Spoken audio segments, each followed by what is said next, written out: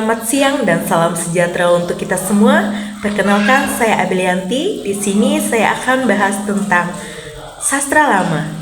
Pengertian sastra lama. Sastra lama adalah karya sastra yang berkembang sebelum adanya pengaruh sastra modern dan umumnya diturunkan secara lisan dari generasi ke generasi. Sastra ini lahir dari kehidupan masyarakat tradisional dan sangat dipengaruhi oleh adat istiadat, kepercayaan, serta budaya setempat. Karena bersifat lisan, pengarangnya bisa tidak diketahui, yaitu bersifat anonim dan memiliki banyak versi. Ciri-ciri sastra lama. Yang pertama, bersifat antonim. Pengarangnya tidak diketahui. Yang kedua, disampaikan secara lisan, diceritakan dari mulut ke mulut. Yang ketiga, mengandung nilai budaya dan moral, berisi ajaran, nasihat, dan nilai kehidupan. Yang keempat itu bersifat tradisional dan statis, bentuk dan isinya relatif tepat. Yang kelima, menggunakan bahasa daerah atau Melayu lama, bahasanya khas dan kadang sulit dipahami pembaca modern. Yang keenam, bersifat istana sentris, yaitu banyak bercerita tentang raja, bangsawan, dan kerajaan. Jenis-jenis sastra lama. A. Mitos. Cerita yang dianggap suci dan berkaitan dengan dewa, makhluk gaib, atau asal-usul alam semesta. Ciri-cirinya dianggap benar-benar terjadi, bersifat sakral, tokohnya dewa atau makhluk gaib. Contohnya mitos Dewi Sri, yaitu Dewi Padi. Yang kedua mitos Nyai Roro Kidul. B. Legenda. Cerita rakyat yang berkaitan dengan asal-usul tempat, tokoh, atau peristiwa sejarah. Ciri-cirinya dianggap pernah terjadi, bersifat duniawi, tokohnya manusia dan kelebihan tertentu. Contohnya legenda Maling Kundang, legenda Danau Toba, dan legenda Sangkuriang. C.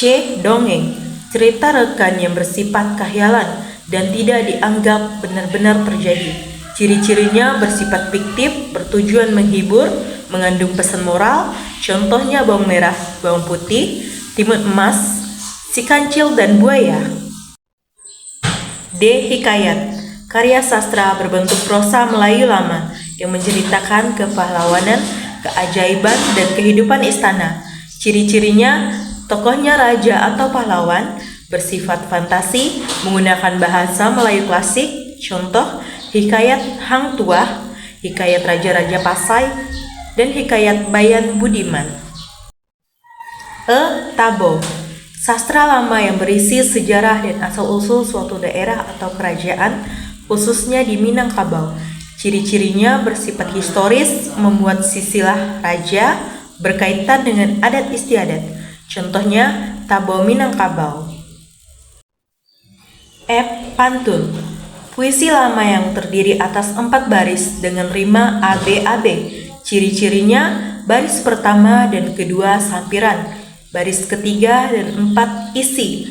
Tiap baris 8-12 suku kata. Contoh pantun. Pergi ke taman memetik melati putih harum baunya. Rajin belajar sejak dini agar tercapai cita-cita mulia. G. Syair. Puisi lama yang setiap baitnya terdiri dari 4 baris dengan rima AAAA.